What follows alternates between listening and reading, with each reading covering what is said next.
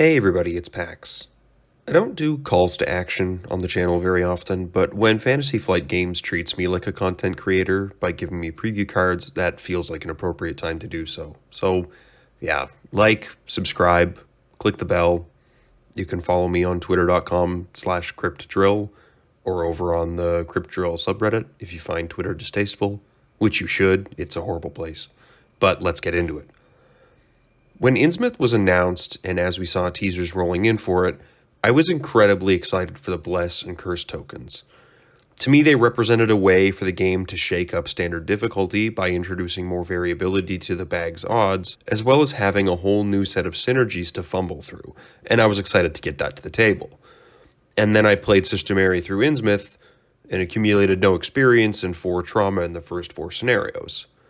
And then I played Sister Mary through Dunwich to basically the same result, and haven't really given Guardian Bless cards an earnest try since. I managed to play some Survivor decks using Ancient Covenant and Keep Faith, but they weren't really Bless builds, they were just a really low XP cost way to get some automatic successes. I had a lot more success with Cursed builds because the payoff felt a lot easier to realize in a game, and the downside of the curse tokens actually making your tests fail seemed to be about as rare as the number of times bless tokens would make your tests pass. Not that it never happens, but that both happen a lot less often than you'd think. And so where does that leave me going into Hemlock Vale, knowing that we're going to be seeing new bless and cursed cards? After experiencing an investigator that is supposed to be blessed, but was ultimately cursed, and my hopes and expectations mostly ground into dust. Well, certainly the only way is up, right? Designs like Bless and Curse tokens are what Mark Rosewater's team at Magic the Gathering would call a linear card, as defined in his Design 103 blog post.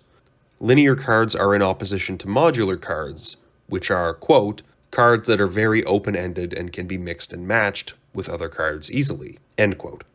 Shortly thereafter in the article, he refers to another designer's comments on the term, parasitic design, which I've seen applied to the Bless and Curse tokens as well. This is a term used by R&D that means that an idea is too self-contained. We want players to be able to look at cards and imagine many things they can do with them. Cards that are too parasitic say, no, just look at this tiny subset of cards. When we do this, we start getting the, you're building our decks for us comments. And you know what? They're right. Magic isn't fun if the players aren't given options. So yeah, this label does fit the cards that interact with Bless and Curse tokens pretty well. The ones that add Bless and Curse tokens do interact with the game's skill test systems, but cards that seal or spend or otherwise specifically interact with the Bless and Curse tokens themselves are a parasitic design in that they don't interact with the wider systems of the game, just other cards in that same subset. They're self-contained to the Innsmouth card pool, they're self-referential to one another, and frankly, we got so few options from the cycle that things definitely felt a bit paint by numbers. Just plug in the best Blursed cards into a deck if you want to play on a Blursed team. But that being said, linear designs aren't strictly a bad thing, as Mark himself says in the article. Cards like Slivers in Magic tend to be extremely popular. They're just bad under certain circumstances. And I would suggest that they're a lot more defensible in a non-competitive game. Most of the limitations on deck building are worse for a competitive game because if a strategy using these linear cards is too good, then everyone's just playing samey decks that didn't really take much creativity to build. Like Mark says, players come because they want to play the game. Designers shouldn't play it for them. But for cooperative games, if you're the kind of player that doesn't care too much about deck building and finds it to be a lower source of enjoyment than the actual playing of the game, or otherwise finds it to be one of the more difficult parts of the game, it might actually be beneficial to look at a pile of cards that self-evidently only work with one another and then just dump them into a deck. Furthermore, the designers have used the taboo list to take some older cards that were based around pulling symbol tokens and update them to function with the Blessed and Cursed symbol tokens as well, which changes just how self-referential the mechanic actually ends up being. Finally, the more cards that you have in that parasitic or linear design space, the more cards that you can actually explore that space with. As they release more and more Blessed and Cursed cards, You actually have options for how you build those investigators. And while, yes, the decks are sort of being built for you, there's at least a degree of choice or variability within what a blessed or a cursed deck looks like. And the last reason that I mentioned there is a big part of why I'm so excited for the Hemlock Vale player card expansion coming in early 2024. After the whole concept fell a bit flat for me at the end of Innsmouth, I'm definitely a big enough sucker to get my hopes up again. Fantasy Flight Games were kind enough to send a few previews my way, and now combined with the rest of the Blursed cards we've seen so far this season, I'm definitely feeling like Blursed is back in a big way. So let's take a look at the first one. Purified is a level 0 Guardian skill with no icons, and the innate and blessed traits. Max 1 committed per test, you may commit Purified to any type of test. If this test is successful, for each point you succeeded by, to a maximum of 5, add 1 blessed token or remove 1 curse token from the bag. So this card, not coming with a printed wild icon, is like the most classic Guardian card design maneuver I think we've ever seen. You can get a substantial payoff with adding and or removing blesses and or curses. Wow, that was a hell of a sentence. But you've got to work to get there. Fortunately, stacking a single stat isn't exactly a new concept for Guardians. Play a weapon, play an ally, commit an overpower, you're pretty consistently crushing a Purified test. Something that I really like is the idea of Parallel Zoe, like committing Purified into a wimpy first attack. Maybe she's short on a weapon. Dump blesses into the bag by committing really heavily to it, and then have her follow up with a second attack in the turn, getting bonus damage from spending the blesses directly from the bag. You could follow up a Purified test into a Rite of Sanctification, and turn these 5 blesses generated into 10 resources for the team to share. Sister Mary might enjoy using it after she hits her Crisis of Faith to recover from a really intensely cursed bag, although after my experiences with Sister Mary, I'm a little skeptical that she hits the really high numbers you want to see with this until she's pretty set on XP. As a level 0 card, maybe it's not that exciting for her unless you're going really hard on her willpower initially.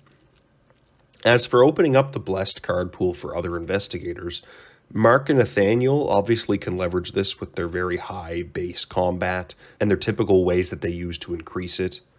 When you look at one of the big blessed payoffs from Innsmouth, Blessing of Isis, and then look through the card pool for some strong Elder Sign effects you might want to see more often, Nathaniel's also a good choice for fetching back some of his really strong fight events like 1-2 Punch level 5 whenever you get that double bless pulled.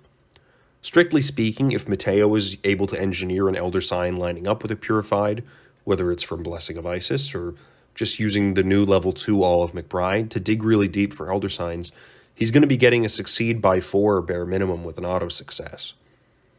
Another great way to guarantee this goes off is an Ancient Covenant on Yorick or Tommy, sealing a Bless token on Favor of the Sun, and guaranteeing that +2 token pull. If you don't get 5 Bless tokens added to the bag with that, you've done something wrong. And these are just a few ideas of the sorts of things that Purified can be used for, but I'm sure there's an awful lot more. If you watched my spoiler discussion with Phyllian that I posted a few weeks ago, you might remember how I said that with Wicked Athame and Accursed being added to the card pool, I felt fairly confident that I'd be able to play a Cursed Mystic effectively, whereas I didn't really feel that way with only the Innsmouth card pool. Well, now, with Purified and Ancestral Token, the charm that was previewed by Veronica over on Until the End of Time, I'm fairly confident making a similar claim for Blessed Guardians beyond Sister Mary. Further to that, with Wicked Athame, Accursed, Ancestral Token, and Purified, I have basically no concerns at all about Kohaku's ability being able to give him a ton of bonus actions throughout the game.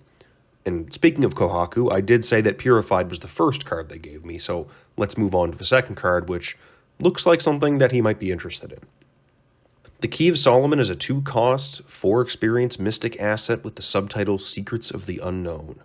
It has a willpower, intellect, and 2 wild icons, and it has the traits Item, Tome, Blessed, and Cursed.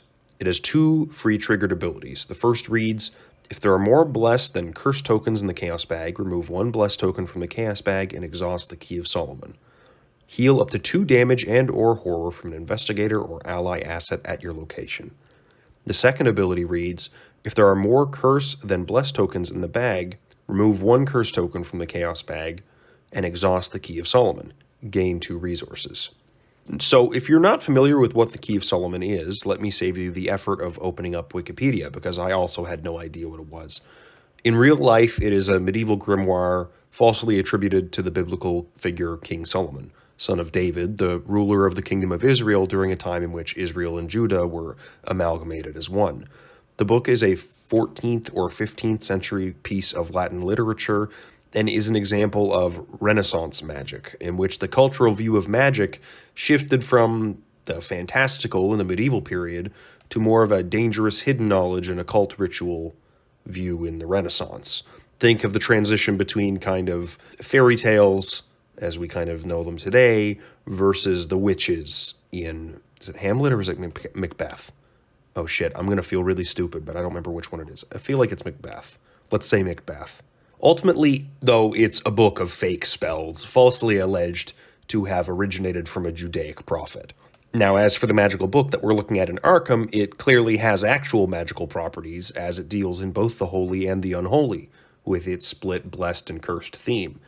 The first ability is certainly really interesting.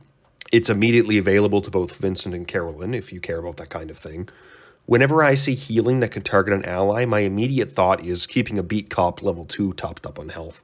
But basically any ally that has a buffer of 2 total soak between health and sanity before it gets defeated becomes a lot less vulnerable when you have this out and a bag full of blesses. As for the second ability, it's just turning a curse into $2. Compare this to a Favor of the Moon, which turns a curse into $1, but you also have to actually use the curse at some point, whether you use it off of the Favor of the Moon into a skill test, or outside of a skill test and then put it back into the bag. Is this good? I'm not sure. I think it's alright. I don't think it's necessarily the greatest for a Mystic deck trying to use the cursed spell suite from Innsmouth, but it certainly allows a Mystic on a cursed team to turn incidental curses from other players into an advantage. Say you're in a team that's loaded up with immediate curse payoffs like Deep Knowledge and Faustian Bargain, but without any long-term curse in the bag payoffs to back it up. The Key of Solomon might seem like an interesting pick to just slowly pluck away at them for cash and to slowly decrease the volatility in the bag. As for our friend Kohaku, it seems tailor-made for him to be able to correct the number of tokens in the bag at any given time so that he can use whichever mode of his investigator ability he wants to have active, whether it's adding tokens of whichever he currently has less of, or burning tokens and getting bonus actions. This is also weirdly purchasable by Parallel Zoe. I don't know that she cares too much to have it, but let's just say if you've got a decent one-handed weapon and you want to get some cash back from your Tempt Fates, I don't see any reason this is necessarily a bad pick other than the hand slot being very competitive for her. So what do you think? Are you folks excited for the revisiting of Blessed and Cursed in Hemlock Vale? Let me know what you think about the cards down in the comments. Let me know what you think about Blessed and Cursed going forward in Hemlock Vale.